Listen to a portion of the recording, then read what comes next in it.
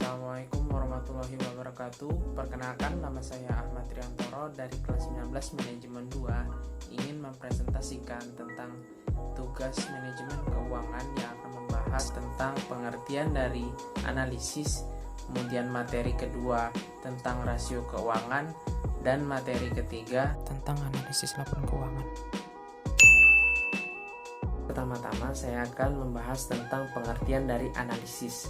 Analisis secara umum yaitu proses penjabaran dari suatu sistem informasi yang utuh ke dalam berbagai macam bagian komponennya dengan maksud agar kita dapat mengidentifikasi atau mengevaluasi berbagai masalah yang akan timbul pada sistem tersebut, sehingga masalah-masalah tersebut dapat ditanggulangi, diperbaiki, dan dilakukan pengembangan.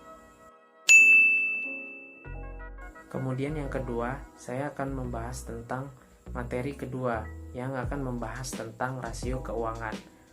Sebelum itu, kita harus mengenali dulu terlebih dahulu apa itu rasio keuangan. Rasio keuangan adalah suatu perbandingan antara angka-angka yang ada dalam suatu laporan keuangan dengan cara melakukan penjumlahan atau melakukan perhitungan terhadap angka yang satu dengan angka yang lainnya di dalam laporan keuangan tersebut, sehingga akan menghasilkan suatu gambaran atau suatu ungkapan tentang laporan keuangan tersebut. Kemudian rasio keuangan terbagi menjadi dua kelompok. Yang pertama, berdasarkan sumbernya. Berdasarkan sumbernya, rasio keuangan terbagi menjadi tiga. Yang pertama, rasio neraca. Rasio neraca yaitu rasio yang membandingkan antara angka-angka yang hanya bersumber dari neraca. Kemudian yang kedua, rasio laporan laba rugi, yaitu rasio yang membandingkan antara angka-angka yang hanya bersumber dari laporan laba rugi.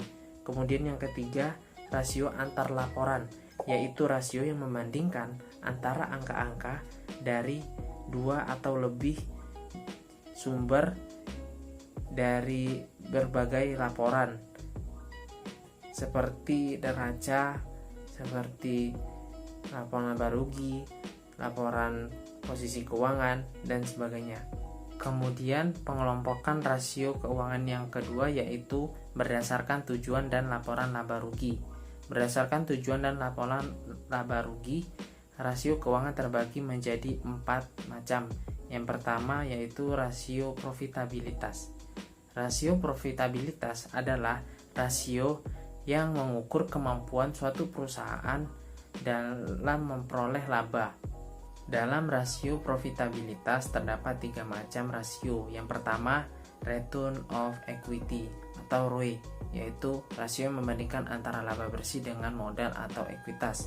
Dalam rasio ini memiliki rumus yaitu ROE sama dengan laba dibagi modal dikali 100%. Dalam rasio ini menunjukkan jika semakin besar nilai rasionya, maka semakin baik pula pengelolaan modalnya. Kemudian yang kedua yaitu return of asset atau ROA, yaitu rasio yang membandingkan antara laba bersih dengan total aset. Dalam rasio ini memiliki rumus yaitu ROA sama dengan laba dibagi total aset dikali 100%. Dalam rasio ini menunjukkan jika semakin besar nilai rasionya, maka semakin baik pula pengelolaan semua asetnya. Kemudian yang ketiga yaitu return of sales atau ROS, yaitu rasio yang membandingkan antara laba bersih dengan penjualan. Adapun rumusnya yaitu ROS sama dengan laba dibagi penjualan dikali 100%.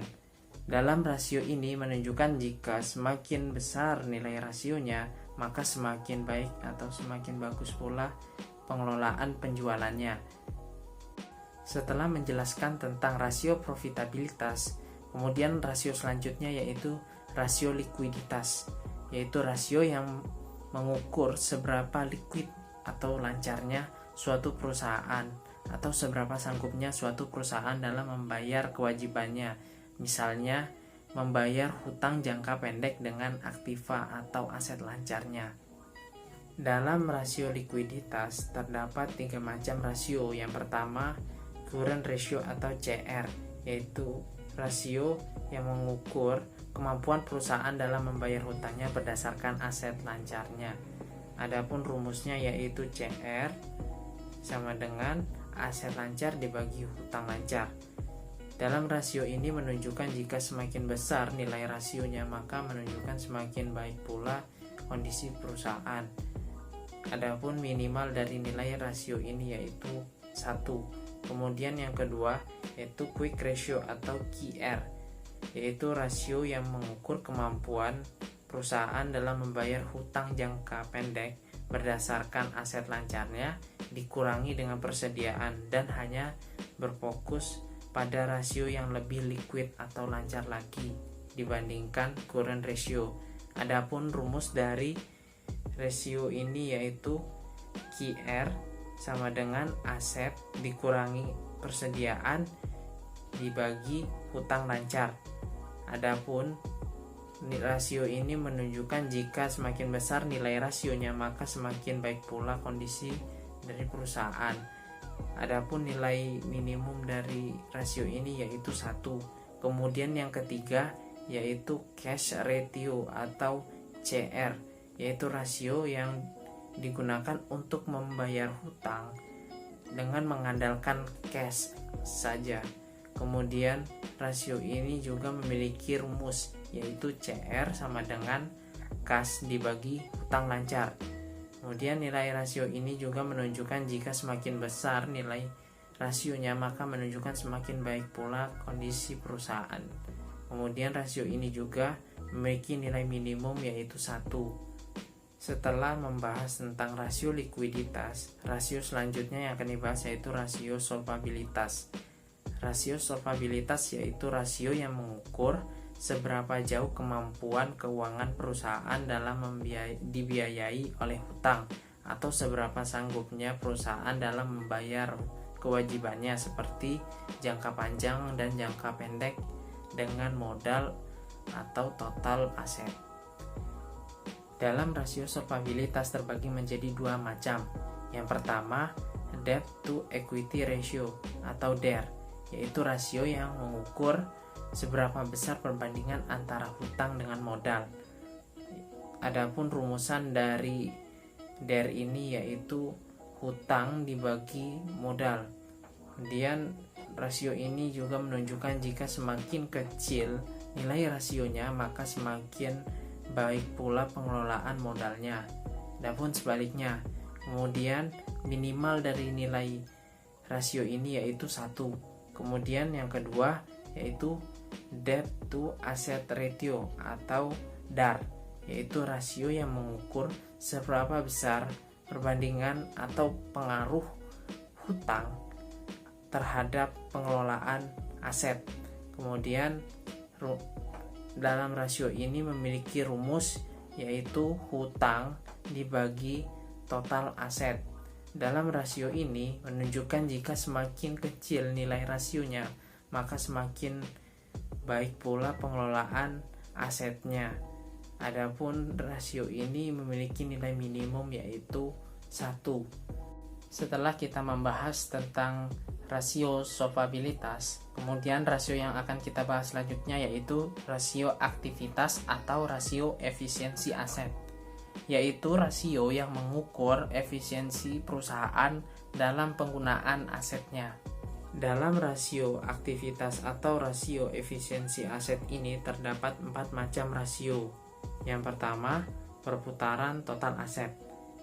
Perputaran total aset adalah rasio yang mengukur sebagaimana perusahaan menghasilkan penjualan dengan menggunakan keseluruhan aset. Adapun rumusnya yaitu penjualan dibagi total aset. Dalam rasio ini menunjukkan semakin besar rasionya atau semakin besar perputarannya, maka menunjukkan semakin baik pula manajemennya. Kemudian yang kedua, perputaran persediaan. Perputaran persediaan yaitu rasio yang mengukur perputaran persediaan perusahaan yang dihitung dengan membagi penjualan dengan persediaan. Adapun rumusnya yaitu penjualan dibagi persediaan. Dalam rasio ini menunjukkan semakin besar nilai rasionya ataupun semakin besar perputarannya, maka menunjukkan semakin baik pula pengelolaan persediaan maupun pengelolaan manajemen perusahaannya. Kemudian yang ketiga, perputaran piutang.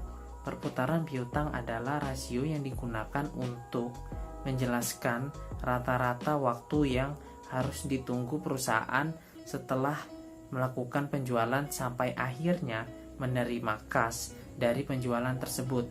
Adapun rumusan dari perputaran piutang yaitu piutang dibagi rata-rata penjualan per hari. Dalam rasio ini menunjukkan jika semakin besar nilai rasionya atau perputarannya, maka semakin efektif pula pengelolaan piutangnya maupun perusahaannya. Kemudian yang keempat, perputaran aset tetap. Perputaran aset tetap yaitu rasio yang mengukur seberapa efektifnya perusahaan dalam menggunakan aset tetap. Adapun rumusannya yaitu penjualan dibagi aset tetap dikurangi akumulasi depresiasi dari aset tetap. Kemudian ada juga rumus lain yaitu penjualan dibagi aset tetap bersih. Kemudian dalam rasio ini menunjukkan jika semakin besar nilai rasio atau perputarannya, maka semakin efektif pula pengelolaan aset tetapnya. Setelah kita membahas tentang macam-macam dari rasio keuangan, selanjutnya kita akan membahas tentang tujuan dari rasio keuangan. Adapun tujuan dari rasio keuangan tersebut diantaranya, yang pertama, berguna bagi para investor atau perusahaan lain dalam melakukan investasi atau menanamkan modal melalui saham. Kemudian yang kedua, menentukan tingkat kesehatan atau kondisi keuangan dari suatu perusahaan. Kemudian yang ketiga, menentukan tingkat kepercayaan konsumen atau pelanggan terhadap perusahaan. Kemudian yang keempat, sebagai bahan pertimbangan bagi para investor, kreditur, ataupun bank dalam meminjamkan modal. Kemudian yang kelima, menentukan tingkat besaran pajak yang akan dibebankan perusahaan kepada pemerintah. Kemudian yang keenam, menentukan kekuatan, perkembangan maupun pertumbuhan dari suatu perusahaan untuk pertimbangan ataupun untuk kepentingan evaluasi dalam membuat kebijakan di masa yang akan datang. Setelah kita membahas tentang tujuan dari rasio keuangan, pembahasan selanjutnya yaitu tentang kendala dari rasio keuangan. Adapun kendala dari rasio keuangan tersebut diantaranya, yang pertama, seringkali sulit dalam mengidentifikasi kategori dari perusahaan yang beroperasi dalam beberapa jenis bidang usaha. Kemudian yang kedua, angka-angka industri yang diterbitkan hanya seringkali menjadi perkiraan ataupun prediksi yang hanya merupakan panduan secara umum. Kemudian yang ketiga, perbedaan praktik akuntansi pada masing-masing perusahaan yang dapat menghasilkan perbedaan dalam menentukan angka rasio yang akan diperoleh. Kemudian yang keempat, angka rasio keuangan biasanya berbeda-beda dan tidak sesuai dengan kenyataan yang terjadi pada perusahaan. Kemudian yang kelima, rata-rata industri mungkin tidak pernah menargetkan rasio, melainkan menargetkan hal-hal lainnya yang mereka inginkan.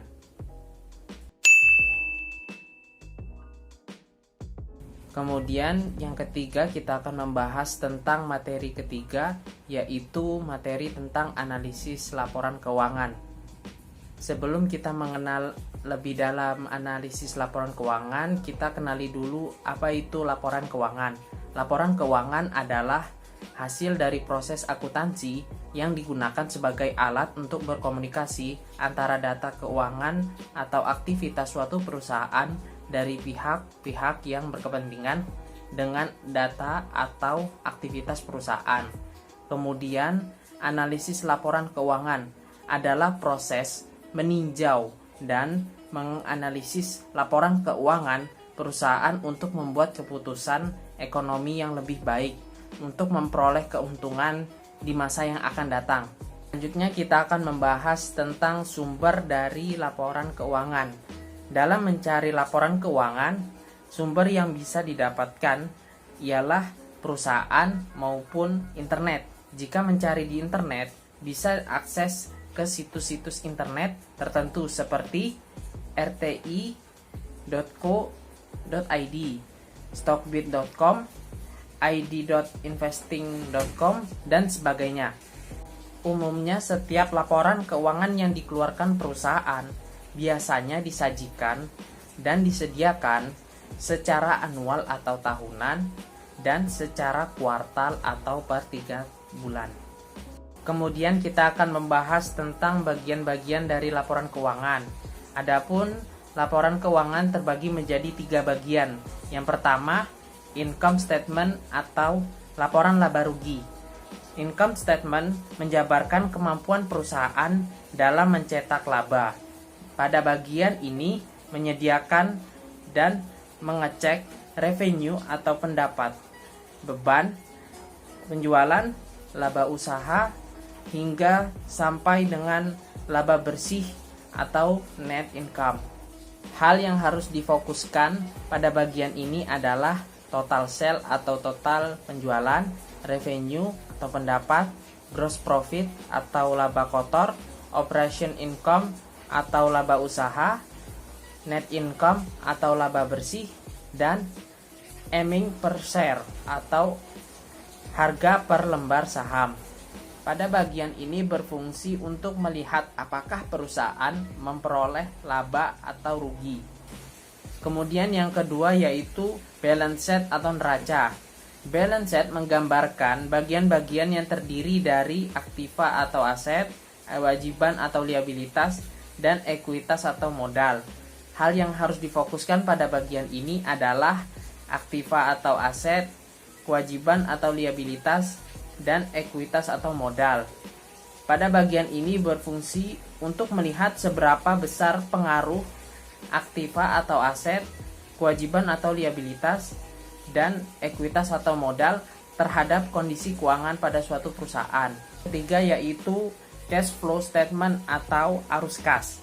Cash flow statement adalah bagian yang memperlihatkan seberapa jumlah atau aliran arus kas atau uang yang keluar masuk pada periode tertentu. Pada bagian ini terdiri dari arus kas dari aktivitas operasi, arus kas dari aktivitas investasi, arus kas dari aktivitas pendanaan, dan free cash flow atau arus kas bebas. Hal yang harus difokuskan pada bagian ini adalah arus kas dari aktivitas operasi, arus kas dari aktivitas investasi, dan arus kas dari aktivitas pendanaan. Pada bagian ini berfungsi untuk memperlihatkan seberapa keluar masuknya kas atau uang yang dilakukan oleh perusahaan. Demikian presentasi yang dapat saya sampaikan. Jika ada salah kata atau ucapan, saya mohon maaf. Kepada Allah saya minta ampun. Saya harap Anda yang menonton video ini bisa paham dengan apa yang saya jelaskan pada presentasi ini. Kemudian saya ucapkan terima kasih atas perhatiannya. Saya akhiri. Wassalamualaikum warahmatullahi wabarakatuh.